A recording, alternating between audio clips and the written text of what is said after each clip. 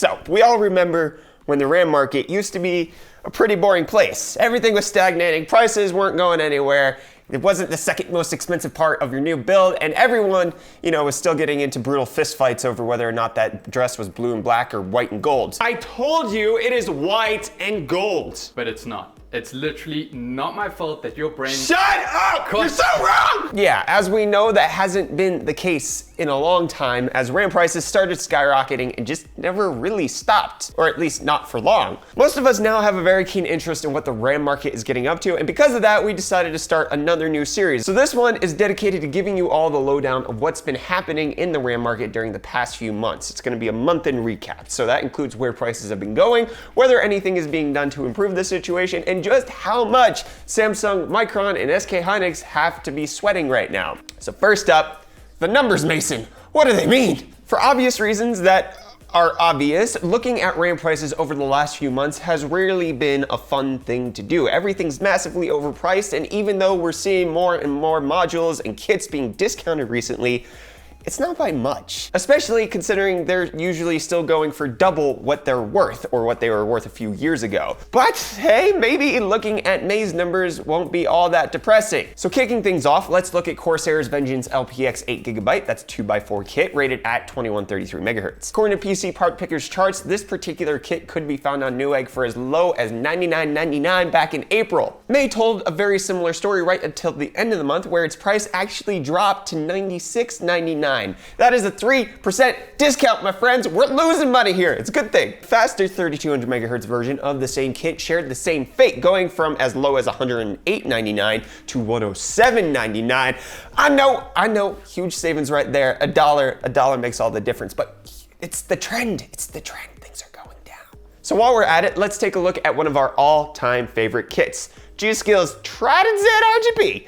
The pricing of the 16 gig 2x8 kit rated at 2400 MHz was all over the place. During the first half of April, the kit sold for around $204.89, followed by a dip to $194.89, where it stayed for a good while. But at the start of May, its price weirdly went up by $1 and is currently going for $195.88. The pricing of the 3200 MHz kit, which is all we have, was a little more consistent, sticking to $249.99 throughout April.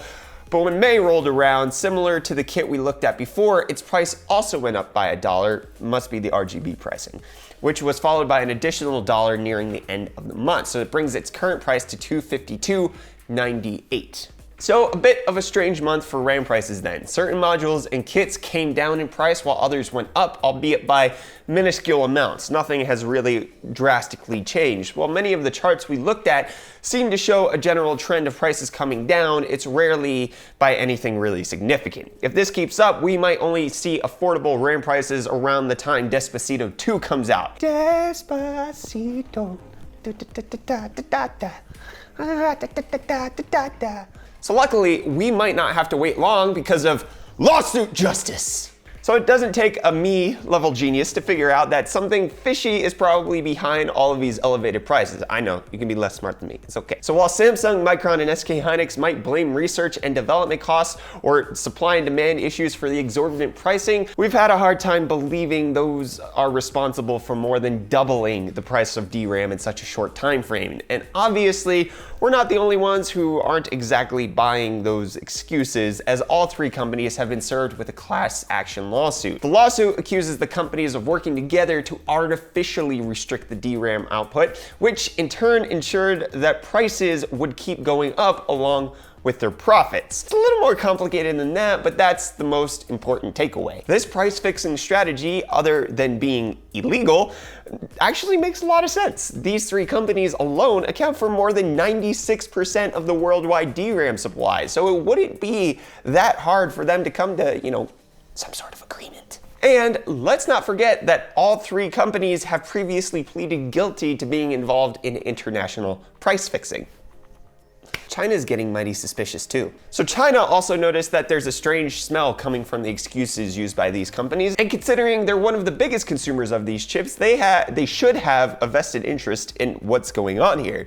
So China's Ministry of Commerce has started investigating the possibility of price fixing and collusion between the companies, and apparently the Chinese Anti-Monopoly Bureau of Ministry of Commerce recently spoke to Micron to see what their take on the whole thing was. Unfortunately, we don't know what came of that meeting quite yet, but we can only imagine it was a pretty tense one. But let's say that it comes to light that these three companies have indeed participated in price fixing. What then?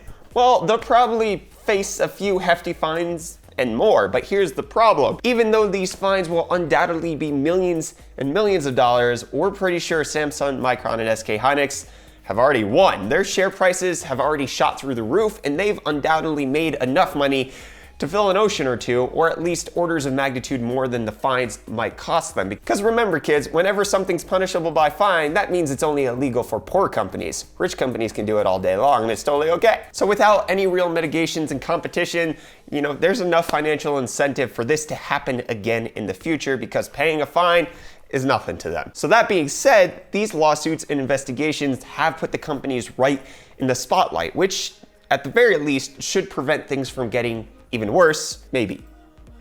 Hopefully. But that wraps it up for this episode of the DRAM market recap for May. It's gonna be May. Unfortunately, prices haven't dropped by at least 50% overnight, and DRAM is indeed still a very hard thing to justify buying at current prices. If things are getting better, it's not happening at nearly the pace we'd all like it to. There is hope that the DRAM supply will increase over the coming months, especially with so many eyes now on the companies that produce it, but even then we're likely looking at a slow walk back to normal pricing rather than a sprint. But I want to hear from you all. What do you think of the current RAM market? Have you still been holding off? Did you buy RAM in May because you couldn't wait any longer? I want to hear your thoughts, but let me know down in the comments down below or in the community Discord. Link for that will be in the video description. Don't forget to check out our website, ufd.deals, where we bring you the hottest tech deals around the internet, all colluded in one place. Colluded's not the right word, but I'm keeping it in there. Go check it out, ufd.deals. Link for that will also be in the video description. Don't forget to subscribe to stay up to date on all of our tech-related content. Ring that notification bell to make sure that you actually get the notification that it happened, and not just like YouTube telling you next week that it's happening. Anyways, I'm Brett with the UFD Tech Channel. Thank you so much for watching. I'll see you guys in the next video. Cheers.